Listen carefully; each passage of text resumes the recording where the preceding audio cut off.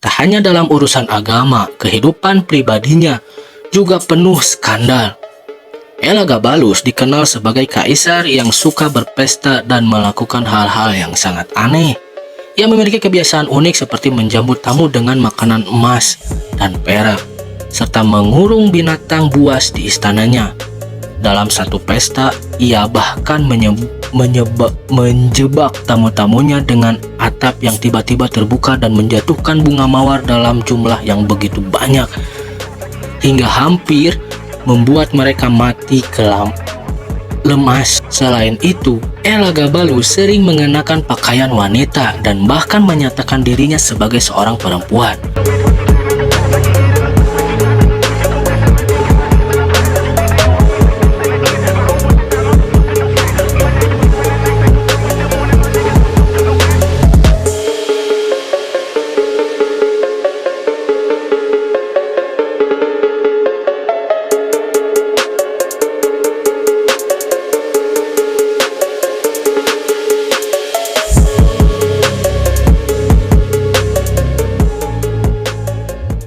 Selamat datang di Zona Mang Asem. Halo John, terima kasih sudah mampir di video ini. Di video kali ini kita akan bahas Kaisar Romawi yang sangat kontroversial. Seorang bocil yang jadi kaisar dengan segala kontroversinya, Kaisar Elagabalus. Oke, tanpa berbasa-basi kita masuk saja ke ceritanya. Enjoy!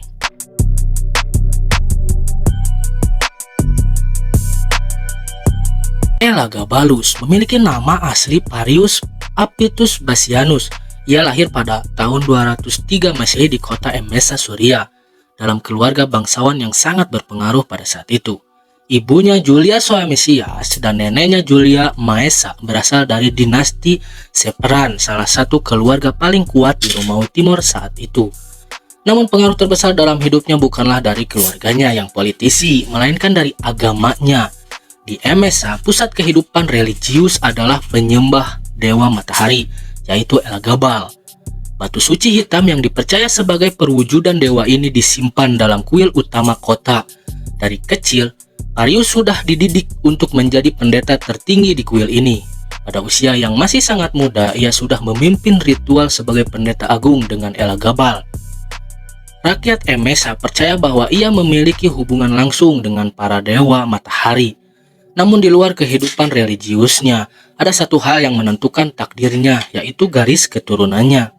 Ibunya dan neneknya adalah kerabat Kaisar Caracalla, penguasa Romawi pada saat itu. Banyak yang mengatakan bahwa Elagabalus sebenarnya adalah anak tidak sah dari Caracalla. Entah benar atau tidak, namun rumor ini akan menjadi senjata yang kuat di masa depan. Pada tahun 217 Masehi, Kaisar Caracalla terbunuh dalam perjalanan ke Persia dan digantikan oleh Macrinus, seorang jenderal yang tidak memiliki darah bangsawan. Namun Macrinus tidak disukai oleh banyak pihak, termasuk oleh keluarga Severan. Julia Maesa, nenek Elagabalus, melihat ini sebagai kesempatan. Ia menyebarkan kabar bahwa Elagabalus adalah anak dari Caracalla dan pewaris yang sah tahta Romawi. Pasukan Romawi Legiun Suriah yang masih setia kepada Caracalla segera bergabung mendukung bocah berusia 14 tahun ini. Pada tahun 218 Masehi, para prajurit di Suriah menyatakan Elagabalus sebagai kaisar Romawi yang baru. Macrinus yang mendengar tentang pemberontakan ini segera mengirim pasukannya.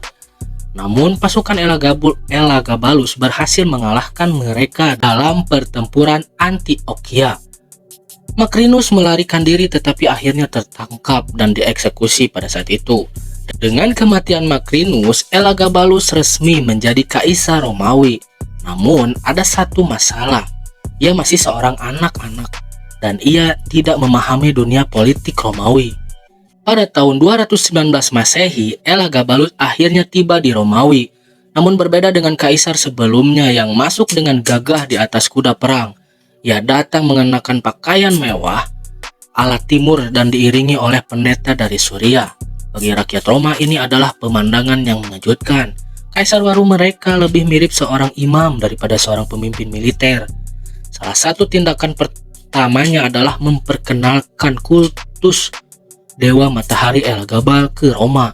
Ia bahkan membangun kuil raksasa bernama Elagabalium di Bukit Palatine, tempat batu suci dewa Elagabal disembah. Ia ingin menjadikan Elagabal sebagai dewa tertinggi di Romawi, bahkan di atas Jupiter, dewa utama mereka. Hal ini tentu menimbulkan kemarahan dari rakyat dan kaum bangsawan. Tak hanya dalam urusan agama, kehidupan pribadinya juga penuh skandal. Elagabalus dikenal sebagai kaisar yang suka berpesta dan melakukan hal-hal yang sangat aneh. Ia memiliki kebiasaan unik seperti menjamu tamu dengan makanan emas dan perak, serta mengurung binatang buas di istananya. Dalam satu pesta, ia bahkan menjebak tamu-tamunya dengan atap yang tiba-tiba terbuka dan menjatuhkan bunga mawar dalam jumlah yang begitu banyak, hingga hampir membuat mereka mati lemas. Selain itu, Elagabalus sering mengenakan pakaian wanita dan bahkan menyatakan dirinya sebagai seorang perempuan. Ia menikahi beberapa wanita termasuk seorang pendeta Vesta, sesuatu yang dianggap sakral dan tabu di Roma. Ia juga dikabarkan menawarkan uang dalam jumlah besar kepada dokter yang bisa mengubahnya menjadi seorang perempuan. Ia bahkan meminta untuk dipanggil dengan nama Dewi Venus. Semua ini membuatnya semakin dibenci, terutama oleh pasukan Praetorian yang mulai meragukan kepemimpinannya. Melihat cucunya semakin tidak terkendali, Julia Maesa menyadari bahwa jika dibiarkan, Elagabalus akan membawa kehancuran bagi dinasti mereka. Maka ia mengalihkan dukungannya kepada cucu lainnya, Alexander Severus, yang lebih muda dan lebih bisa diterima oleh kaum senator. Di sisi lain, Praetorian, pasukan elit kaisar, mulai menunjukkan kesetiaan kepada Alexander yang dianggap lebih layak memimpin Romawi. Hingga akhirnya tahun 222 Masehi, Elagabalus mencoba menyingkirkan Alexander, tetapi pasukan Praetorian sudah muak dengannya. Mereka memberontak dan mengepung istana. Elagabalus mencoba berlindung dalam istana, tetapi pasukan Praetorian menyerbu masuk dan menangkapnya bersama ibunya.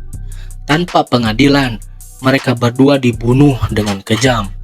Tubuh Elagabalus dicincang, kepalanya dipenggal, dan tubuhnya diseret melalui jalanan Roma seperti seorang penjahat.